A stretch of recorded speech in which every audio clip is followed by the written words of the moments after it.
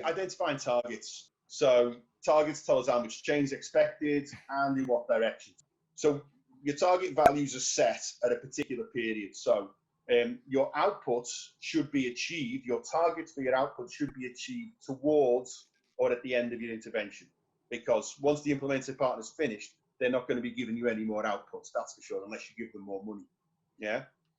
At the end of the intervention and afterwards, that's when your outcomes and your impact targets should be set. So if you set an impact target and it's the same as the date for the completion of your project, it's probably not correct, because those impacts will only appear 2, 3, 4, 5 years after your implementation is finished, and your outcomes will be appearing towards the end of your implementation and afterwards. So typically an outcome target will be 12 months or 18 months or 24 months after the implementation of your project, because these are short to medium term changes, yeah, and they will happen only once the outputs are in place.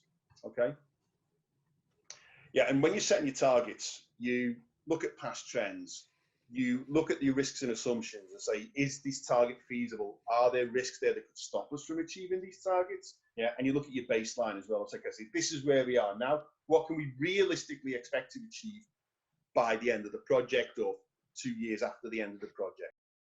That actually then makes it very important to set your target, which is sufficiently ambitious, yeah, to convince your bosses to sign off on it, but at the same time sufficiently realistic for you to be able to achieve them. And it's also not a technical discussion, because very often it becomes quite a political discussion, you know, because people will say, we expect you to achieve all of these things with the money that we're giving you.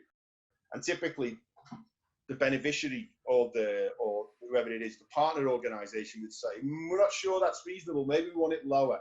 So it's not really a technical discussion setting targets. It's actually a subject which is based around dialogue, so discourse. So again, it's a participatory process. Setting indicators and setting their targets should be done with your partners so that you can agree on what can be achieved by your intervention.